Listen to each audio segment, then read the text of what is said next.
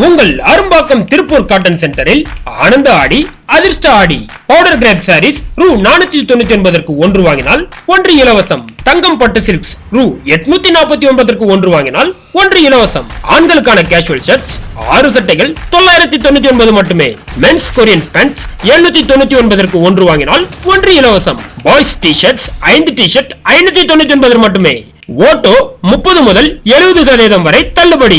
மேலும் விவரங்களுக்கு கீழுள்ள எண்ணை அணுகுங்கள். வீடியோவை அழிச்சிட்டு ஓடி இருக்கக்கூடிய செனப்பண்ணி, இந்த செனப்பண்ணியை தான் இன்னைக்கு உத்தரப்பிரதேசத்துல எல்லாருமே தேடிட்டு இருக்காங்க. அங்க இருக்கக்கூடிய இஸ்லாமியர்கள், அங்க இருக்கக்கூடிய இந்துக்கள், அங்க இருக்கக்கூடிய காவல்துறை உட்பட எல்லாருமே இந்த ஒரு செனப்பண்ணியை இன்னைக்கு தேடிட்டு இருக்காங்க. ஏன் இந்த செனப்பண்ணியை இன்னைக்கு இவ்வளவு அளவுக்கு வலை வீசி தேடிட்டு இருக்காங்கன்னா, அவன் பண்ண வேலை அந்த மாதிரியான. அதாவது உத்தரப்பிரதேசத்தில் இருக்கக்கூடிய ஹைரானாவுடைய நாடாளுமன்ற தொகுதி, இந்த நாடாளுமன்ற தொகுதியுடைய நாடாளுமன்ற உறுப்பினர் தான் இக்ரா ஹசன் அப்படின்னு சொல்லக்கூடிய ஒரு இளம் எம்பி. அவங்க பெரிய அளவுல உத்தரப்பிரதேசத்துல இன்னைக்கு மக்கள் மத்தியில் பெரிய ஒரு செல்வாக்கு அடைஞ்சிருக்கிறாங்க. ஒரு இஸ்லாமிய பெண். இப்போ இந்த பெண்ணுக்கு ஒரு கர்ணி சேனா அப்படின்னு சொல்லக்கூடிய அங்க இருக்கக்கூடிய ஒரு சங்கி அமைப்பு, அந்த கர்ணி சேனாவுடைய அங்க மாவட்ட தலைவராக இருக்கக்கூடிய யோகேந்திர ராணா அப்படின்னு சொல்லக்கூடிய ஒரு செனப்பண்ணி மாதிரி இருக்கக்கூடிய ஒருத்தன் ஒரு வீடியோ ஒன்று பதிவு செய்யறான். அந்த வீடியோலாம் அப்படி படுத்துக்கிட்டு தென்னாவட்ட அறபோதையில பேசிட்டு கிடக்குறான். அதுல இந்த மாதிரி இக்ரா ஹசன் இருக்கிறாங்களே, அந்த இக்ரா ஹசனை நான் கல்யாணம் பண்ணிக்க போறேன், நான் கல்யாணம் பண்ணிக்கிட்டேன், நிக்கா கபூல் பண்ணிக்கிட்டேன் அப்படின்னு சொல்லி ஒரு வீடியோ ஒன்று போடுறான். அந்த வீடியோலயே போட பார்த்தோம்னா அவன் ஏதோ ஏனாதானோ ரொம்ப ஒரு ஏதோ ஒரு போதையில செஞ்சுட்டான், ஒரு பைத்தியக்காரத்தனமா ஃபன்னா செஞ்சுட்டான் அப்படிலாம் இல்லை.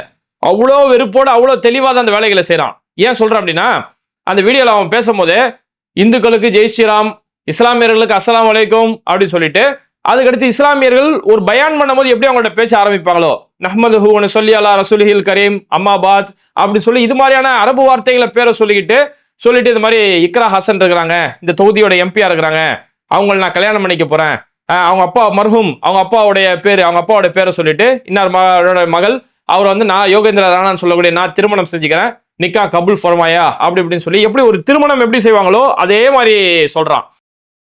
सभी हिंदू भाइयों को जय श्री राम और मुस्लिम भाइयों को अस्सलाम वालेकुम व रहमतुल्लाहि व बरकातहू। नहमदुहु नुसल्ली अला रसूलिहिल करीम अम्मा बाद। बिस्मिल्लाहिर रहमानिर रहीम। मैं ठाकुर योगेंद्र सिंह राणा एडवोकेट वल्द, स्वर्गीय श्री पृथ्वी सिंह, इकरा हसन माननीय सांसद कैराना, वल्द मरहूम मुनब्बर हसन साहब से निकाह कबूल फरमाता हूं। वो भी कबूल करें, वो मुस्लिम धर्म अपनाए रखें, मेरे घर में नमाज पढ़ सकती हैं, मुझे कोई एतराज नहीं है। और बशर्ते मैंने अपनी शर्तें रखी हैं कि अकबरुद्दीन ओवैसी साहब और असदुद्दीन ओवैसी साहब मुझे जीजा कहकर बुलाएंगे। இங்க ஒரு சிலருக்கு தோணலாம், அந்த எம்பி அழகா இருக்கிறாங்களே அதனால ஒருவேளை இப்படி வீடியோ போட்டிருக்கானோ அப்படின்னு சொல்லி தோணலாம். ஆனா அவன் அழகுக்காக வீடியோ போடல, எந்த அளவுக்கு அவனுக்குள்ள ஆழமா அந்த வெறுப்பு இருக்குன்றத பார்க்க முடியும்.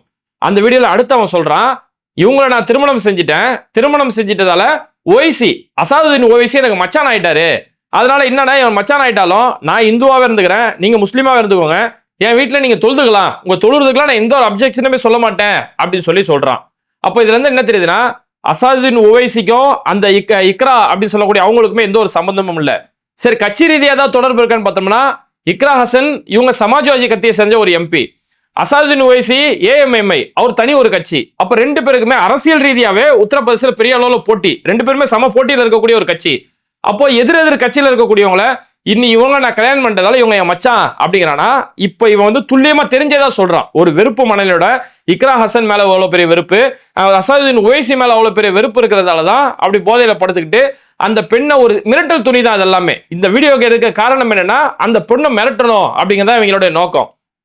இப்படி ஒரு பிரச்சனை ஆனதுக்கு பிறகு இப்போ இக்ரா ஹசன் அவங்களுடைய தரப்புல இருந்து அவங்களுடைய வழக்கறிஞர்கள் போலீஸ் ஸ்டேஷன்ல போய் மொராதாபாத் போலீஸ் ஸ்டேஷன்ல போய் புகார் கொடுக்குறாங்க.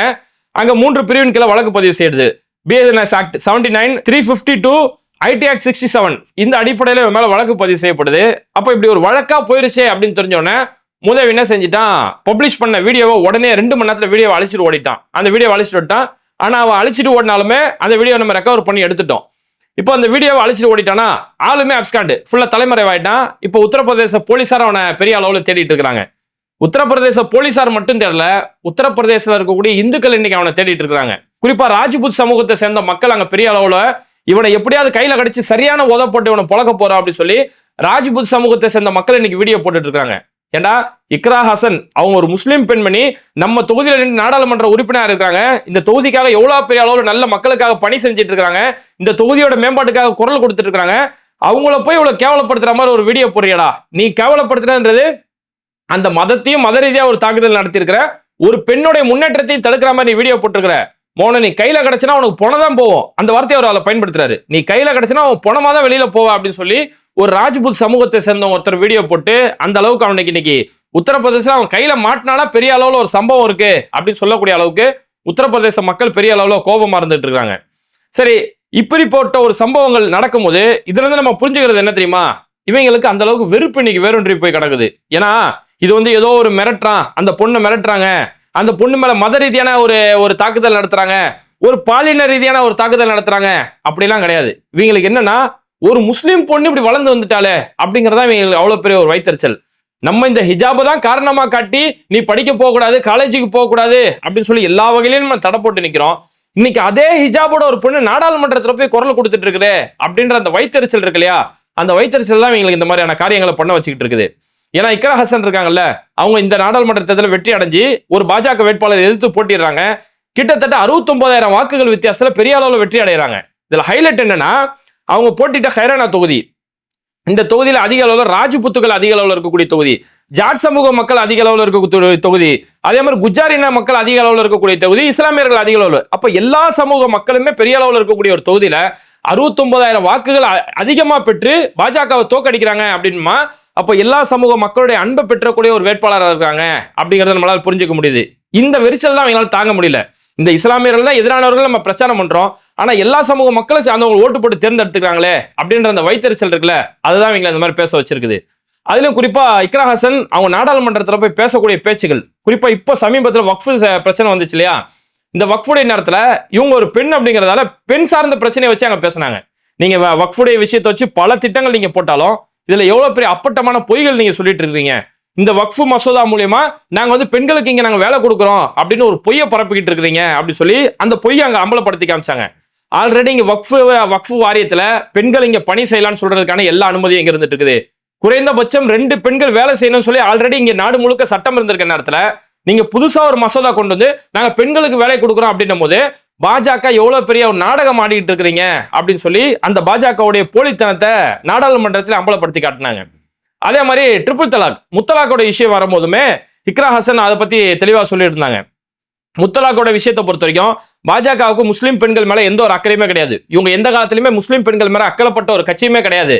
இவங்க ட்ரிபிள் தலாக் கொண்டு வரக்கான நோக்கம் என்னன்னா, சிவில் பிரச்சனையா இருந்த ஒரு விஷயத்த கிரிமினல் கேஸா மாத்தி இஸ்லாமிய ஆண்களை ஜெயில பிடிச்சு போட்டு இஸ்லாமிய பெண்கள் நடுரோட்ல கஷ்டப்படணும் அப்படின்ற ஒரு காரணத்துக்காக தான் ஒரு விவாகரத்து மேல பிரச்சனைய ஒரு கிரிமினல் குற்றமா கொண்டு வந்து இங்க ஒரு குடும்ப நடுத்தரல நிக்கணுன்றதுக்காக, இஸ்லாமிய பெண்களோட வாழ்க்கையை சீரழிக்கிறதுக்காக இந்த மாதிரியான சட்டங்களை கொண்டு வராங்க அப்படின்னு சொல்லி ட்ரிபிள் தலாக்கோட விஷயத்திலுமே இக்ரா ரொம்ப தெளிவா பேசினாங்க. அதே மாதிரி இக்ரா இப்ப சமீபத்துல ஒரு இடத்துல பேசியிருந்தாங்க, இந்த மாதிரி நீங்க பாஜக எதிர்த்து இந்த அளவுக்கு செயல்பட்டு இருக்கீங்களே, உங்க மேல இது மாதிரியான பல வகையான விமர்சனங்கள் வந்துட்டு இருக்குது அப்படின்னு கேட்கும்போது நான் எந்த விமர்சனத்துக்கும் பயப்படுறது இல்லை. ஏன்னா என்ன எல்லா மக்களுமே தேர்ந்தெடுத்திருக்கிறாங்க.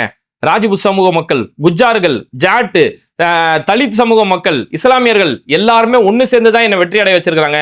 அப்போ என்னோட வெற்றிங்கிறது இங்க எல்லா மத மக்களுமே ஒன்றிணைய வச்சிருக்குது. அந்த மக்கள் கடைசி வரைக்கும் ஒற்றுமையா இருக்கிறதுக்கான எல்லா வழியை நான் செய்வேன்னு சொல்லி அவ்வளவு துணிச்சலா அந்த மக்களை ஒற்றுமையாவே களத்துல கொண்டு போயிட்டு இருக்காங்க. அதனாலதான் இன்னைக்கு அவங்க எங்க உத்தரப்பிரதேசம் அவங்களோட தொகுதியில எங்க போனாலுமே மக்கள் மத்தியில பெரிய அளவுல ஒரு வரவேற்பு கிடைக்குது. இதுல நம்ம முக்கியமா கவனிக்க வேண்டிய ஒரு விஷயம் என்னன்னா, இக்ரா ஹசனுடைய தொகுதி அப்படிங்கிறது ஹைரானாவுடைய தொகுதி. இந்த ஹைரானாவில இருந்து வெறும் 50 கிலோமீட்டர்ல தான் முசஃபர் நகர் இருக்குது. முசஃபர் நகர்ல 2013 அவ்வளவு பெரிய ஒரு கலவரம் நடத்தி அங்க இருக்கக்கூடிய இஸ்லாமியரோட வாழ்வாதாரத்தை ஒட்டுமொத்தமா அழிச்சு இன்னைக்கு வரைக்கும் அந்த மக்கள் அதுல இருந்து மேம்பட்டு வர முடியல. அப்ப அவ்வளவு பெரிய ஒரு மத கலவரம் நடத்துறாங்களே, அதுக்கு கொஞ்சம் பக்கத்துலதான் இவங்களோட ஏரியாவே இருக்குது.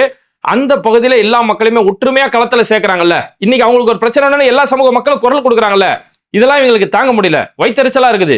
நம்ம ஹிஜாபக்கார், அதாவது இஸ்லாமிய பெண்களை முஸ்லிம்கள் படிக்கவே விட மாட்டாங்க, அவங்களுடைய ஆலிம்கள் படிக்கவே விட மாட்டாங்கன்னு இவ்வளவு நாளா ஒரு அவதூறு பரப்புனாங்க. ஆனா இன்னைக்கு இக்ரா ஹசன் பெரிய அளவுல படிப்பு படிச்சவங்க, லண்டன்ல இருக்கக்கூடிய SOASல போஸ்ட் கிராஜுவேட் பண்ண மிகப்பெரிய அளவுல படிக்க ஒரு பட்டதாரி. அப்போ நம்ம இஸ்லாமிய பெண்கள் படிக்கவே மாட்டாங்கன்னு ஒரு பிரச்சாரம் பண்றோம், ஆனா இவங்க லண்டன்ல போய் பட்டப்படிப்பை போய் முடிச்சு வந்திருக்காங்களே. ஒரு ஹிஜாபை காரணமா காட்டி பெண்களுடைய படிப்பை நம்ம தடுத்து வைக்கிறோம், இவங்க அதே ஹிஜாபோட நாடாளுமன்றத்துல போய் நமக்கு எதிராக குரல் கொடுத்துட்டு இருக்காங்களே அப்படிங்கிற அந்த விரக்தி தான் இவங்களை இந்த மாதிரி தொடர்ந்து பேச வச்சிட்டு இருக்குது. இன்னைக்கு நிறைய பேர் சொல்றாங்க அது வந்து அவங்க எம்பி அழகா இருந்தாங்களே அதனாலதான் அப்படி செஞ்சுட்டான் அப்படின்னா, அழகா வந்து அங்க இக்ரா மட்டும் அழகா இருக்கிறாங்க. கங்கனா ரனாவத் என்ன? கங்கனா ரனாவத் பாலிவுட்ல முன்னணி நடிகையாவும் இருக்கிறாங்க. ஒன்றிய அரசு சார்பில் அவங்களுக்கு பத்மஸ்ரீ விருது கொடுக்கப்படுது, சிறந்த நடிகைன்னு சொல்லி நேஷனல் அவார்ட்லாம் கொடுக்கப்பட்டு, அப்ப இவ்வளவு பெரிய நடிகையா இருக்கிறாங்க, அவங்களெல்லாம் டார்கெட் பண்ணல.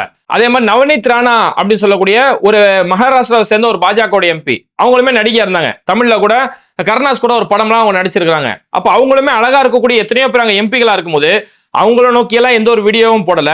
ஆனா இந்த ஒரு இஸ்லாமிய பெண் மேல மட்டும் வீடியோ போடுவான், உன்னை நான் திருமணம் செஞ்சுப்பேன்னு சொல்லி ஒரு உளவியல் ரீதியான ஒரு மிரட்டல் கொடுக்குறான். அப்படின்னா இதுக்கு காரணம் என்னன்னா, முஸ்லீம் பெண்கள் நீங்க முன்னேறி வரக்கூடாது, இப்படி எல்லாம் ஒரு மிரட்டல் கொடுத்தா அவங்க வரவே மாட்டாங்க, களத்துக்கு வரவே மாட்டாங்க அப்படின்ற ஒரு உளவியல் ரீதியான தாக்குதல் தான் இதெல்லாம். இது நம்ம பார்த்தோம்னா இந்த ஒரு செனப்பணி மாதிரி ஒருத்த உட்காந்து வீடியோ போட்டான் இல்லையா, இந்த மேட்ரு இதோட மட்டுமே நடக்கல. இப்ப சமீபத்துல இந்த ஜூலை 2ஆம் தேதி நடந்த சம்பவம் என்னன்னா, இதே இக்ரா ஹசனை இழிவுபடுத்தணும் அப்படிங்கிறதுக்காக இக்ரா ஹசனை டீப்ஃபேக் மூலியமா எடிட் பண்ண ஆரம்பிச்சாங்க. இப்போ ஒரு சினிமா நடிகர்கள்லாம் அவங்க வந்து முத்தம் கொடுக்குற மாதிரியான, அவங்க கட்டி பிடிக்கிற மாதிரியான ஏஐ மூலியமா இப்போ எடிட் பண்றாங்க இல்லையா, அந்த எடிட்டை இக்ரா ஹசனுடைய போட்டோவை பயன்படுத்தி ஒரு கூட்டம் அந்த மாதிரியான எடிட் பண்ணானுங்க. அதுக்கப்புறம் இக்ரா ஹசன் இதை சைபர் கிரைம்ல புகார் கொடுத்து இது யார் இந்த வேலையை செஞ்சிருக்கிறா அப்படின்னு பார்க்கும்போது இது ஹரியானாவில் இருக்கக்கூடிய ஒரு கூட்டம் பண்ணியிருக்குது. இவங்க இருக்கிறது உத்தரப்பிரதேசம், ஹரியானாவில் இருக்கக்கூடிய ஜிர்கா அப்படின்னு சொல்லக்கூடிய ஒரு கிராமம். அந்த கிராமத்தில் இருக்கக்கூடிய 2 வெடல பசங்க, இன்னும் மீச கூட முளைக்கல, அந்த பசங்க இது மாதிரியான காரியத்தை செஞ்சுக்கிட்டு ஃபேஸ்புக்ல இந்த மாதிரியான பொய் செய்திகளை பரப்பிட்டு இருக்கானுங்க. அப்புறம் இது ஹரியானாவில் ஜிர்கா கிராமத்துல தான் நடந்திருக்குன்னு தெரிஞ்சோன்னே அந்த ஜிர்கா பகுதியில் இருக்கக்கூடிய ஒரு காங்கிரஸ் கட்சியை சேர்ந்த ரசியா பானு அப்படின்னு சொல்லக்கூடிய காங்கிரஸ்ல முக்கியமான பொறுப்புல இருக்கக்கூடிய ஒருத்தவங்க, இவங்க இக்ரா ரசியா பானுக்கு இன்ஃபார்ம் கொடுக்குறாங்க, உங்க கிராமத்தை சேர்ந்த பசங்க தான் அப்படி பண்ணியிருக்காங்கன்னு சொல்லி. உடனே ரசியா பானு எந்த பசங்க அந்த போட்டோ வாங்கி அந்த பசங்க வீட்லயே போய் பரபரன்னு பிடிச்சி இழுத்துட்டு வந்து ஊர் பஞ்சாயத்துல நிக்க வச்சுட்டாங்க. ஊர் பஞ்சாயத்துல நிக்க வச்சு பலார்னு செவிலு மேலேயே கொடுத்தாங்க. அப்புறம் போலீஸ்ல போய் புகார் கொடுக்கலான்னு போகும்போது அவங்க குடும்பத்தை சேர்ந்தவங்க பெரிய அளவில் அழுதாங்க. வந்து இப்போ ஏதோ சின்ன பசங்க தெரியாம பண்ணிட்டாங்க, ஏதோ ஒரு வேலையில பண்ணிட்டாங்க, ஃபேஸ்புக்ல ஏதோ ஃபாலோவர்ஸ் கிடைக்கணும்னு பண்ணிட்டாங்க, தயவு செஞ்சு மன்னிச்சு விட்டுருங்க, குடும்பம் பெரிய அளவில் கஷ்டப்படுற குடும்பம் அப்படி இப்படின்னு சொல்லி அந்த குடும்பமே பெரிய அளவில் அந்த அழுததுக்கு அப்புறம் இந்த விஷயத்தை திரும்ப இக்ராவுக்கு ஃபோன் பண்ணோன்னே, சரி எப்போ மன்னிப்பு கேட்டாங்களோ அப்போ விட்டுருங்க அப்படின்ட்டாங்க. அதுக்கப்புறம் அவங்க காதில் இப்படி கையை பிடிச்சிக்கிட்டு அவங்க மன்னிப்பு கேட்கற மாதிரியான சம்பவங்கள் அந்த இடத்துல நடந்தது. அப்போ இதுல என்ன புரிஞ்சுக்க முடியுதுன்னா, இந்த பெண்ணை தொடர்ந்து இவங்க டார்கெட் பண்றாங்க. இன்னைக்கு சங்கிகள் தொடர்ந்து இந்த பெண் இக்ரா ஹசன் ஒரு பெண் இன்னைக்கு பெரிய அளவுல லண்டன்ல போய் படிச்சு வந்திருக்காங்க, இன்னைக்கு நாடாளுமன்றம் வரைக்கும் வந்து ஜெயிச்சு வந்திருக்காங்க, எல்லா மத மக்களுடைய ஆதரவு பெற்று வந்திருக்காங்க, தொடர்ந்து பாஜக நோக்கி கேள்வி கேட்டுட்டு இருக்காங்க அப்படின்ற அந்த விரக்தி இருக்குல்ல, இந்த விரக்தியில இன்னைக்கு எவ்வளவு மோசமான காரியத்துக்கு ஒரு பெண்ணை இழிவுபடுத்துற மாதிரி அவங்க இது என்னன்னா ஒரு பயம் காட்டுறது தானே. ஒரு பெண்ணை பொதுவாகவே இது மாதிரி பாலியல் ரீதியான ஒரு பயம் காட்டினாங்கன்னா அடுத்து அவங்க எங்கேயுமே வெளியில வரமாட்டாங்க, வெளியில வர்றதுக்கு தயக்கப்படுவாங்க அப்படின்னு சொல்லி ஒரு உளவியல் ரீதியான தாக்குதல் தான் இது மாதிரியான தாக்குதல். அதனால இந்த விஷயத்தை பொறுத்த வரைக்கும் இவனுக்கு எப்பேற்பட்ட மாதிரியான மிரட்டல் காட்டினாலும் இக்ரா ஹசன் பயப்பட மாட்டாங்க அப்படிங்கறத நம்ம ஸ்ட்ராங்கா சொல்லலாம். ரொம்ப ஸ்ட்ராங்கா அவங்க நிக்கிறாங்க. எல்லா இது மாதிரியான பல பிரச்சனைகளை ஃபேஸ் பண்ணி இன்னும் எல்லா மத மக்களுக்குமே அவங்க குரல் கொடுக்கக்கூடிய ஒரு இடத்துல நிற்கிறாங்க. இது மாதிரிதான் எல்லா பெண்களுமே இருக்கணும். இது மாதிரியான நாய்ங்க எல்லா இடங்கள்ல வேலை செய்யக்கூடிய இடங்கள்ல, படிக்கக்கூடிய இடங்கள்ல இது மாதிரி எல்லா நாயும் இருக்கான். அவங்களை துணிஞ்சு ஃபேஸ் பண்ணி எங்கெல்லாம் நம்ம தடுக்கப்படுறோமோ, நீ இஸ்லாமியர் அப்படின்ற காரணத்துக்காக உன்னுடைய கல்வி மறுக்கப்படுதா, அங்கதான் நீ இன்னும் பெரிய அளவுல நீ ஜெயிச்சு வரணும். நீ ஒரு தாழ்த்தப்பட்ட சமூகத்தை சேர்ந்தவன், நீ ஒரு தலித், நீ எல்லாம் படிக்கவே கூடாது அப்படின்றானா அவனுக்கு முன்னாடியே நம்ம படிச்சு பெரிய ஆளாய் காட்டணும். இதெல்லாம் பார்க்கும்போது தான் சமீபத்துல படிச்ச ஒரு கவிதையோட ஞாபகம் வருது. எவ்வளவு புழுக்கமானாலும் சரி பூட்ஸ் அணிந்து செல், எவ்வளவு நேரமானாலும் பரவாயில்லை மேலத்தரை வழியாக செல், ஏனெனில் அங்குதான் உன் தாத்தா செருப்பணிந்து சென்றதுக்காக அவரை மரத்தில் கட்டி வைத்து அடித்தார்கள் அப்படி சொல்லக்கூடிய ஒரு கவிதை. இந்த மேலத்தெரு வழியா நீங்க எல்லாம் வரக்கூடாது, நீ எல்லாம் தாழ்த்தப்பட்டவன், நீ எல்லாம் காலில் செருப்பு போடக்கூடாதுன்னு சொல்லி உன் தாத்தாவும் அப்பாவும் இப்படிதானே போயிட்டாங்க, சித்திரவதை பண்ணாங்க. நீ உனக்கு நேரமானாலும் பரவாயில்ல, இன்னைக்கு நீ திமுறா கெத்தா எவ்வளவு படிச்சு நீ சாதிச்சிருக்கல, அதே திமுறோட கெத்தோட நீ அந்த மேலத்தெரு வழியா போ. செருப்பு போடக்கூடாதுன்னு எப்படி உன் தாத்தாவை தடுத்தானோ அவனுக்கு முன்னாடி நீ பூட்ஸ் போட்டு பெரிய அளவுல நீ நடந்து போ அப்படின்னு சொல்லக்கூடிய ஒரு கவிதை படிச்சேன். அதுதான் இங்க ஞாபகம் வருது. நீ இஸ்லாமியர் என்ற காரணத்துக்காக உன்னோட கல்வி தடுக்கப்பட்டாலோ, உன்னை முடக்கணும்னு நினைச்சாலோ, நீ ஒரு தாழ்த்தப்பட்டவன்ற காரணத்துக்காக உன்னை முடக்கப்பட்டாலோ, யாரு முடக்கணும்னு நினைக்கிறானோ அவனுக்கு முன்னாடி நம்ம முன்னேறி வரும் பாருங்க, அதுதான் வெற்றி. இது மாதிரி வீடியோக்களை தொடர்ந்து பார்க்கறதுக்கு மறக்காம பேட்டை டிவியை சப்ஸ்கிரைப் பண்ணிட்டு இந்த வீடியோக்களை உங்க நண்பர்களுக்கு அதிகமா ஷேர் செய்யுங்க. இணைந்திருப்போம். மிஸ்டர் பர்ஃபெக்ட் எக்ஸ்ட்ரா கோல்டு திருமணமான ஆண்களுக்கு திருப்பு முனையை ஏற்படுத்தும் ஹலாலான இயற்கை வியாகரா.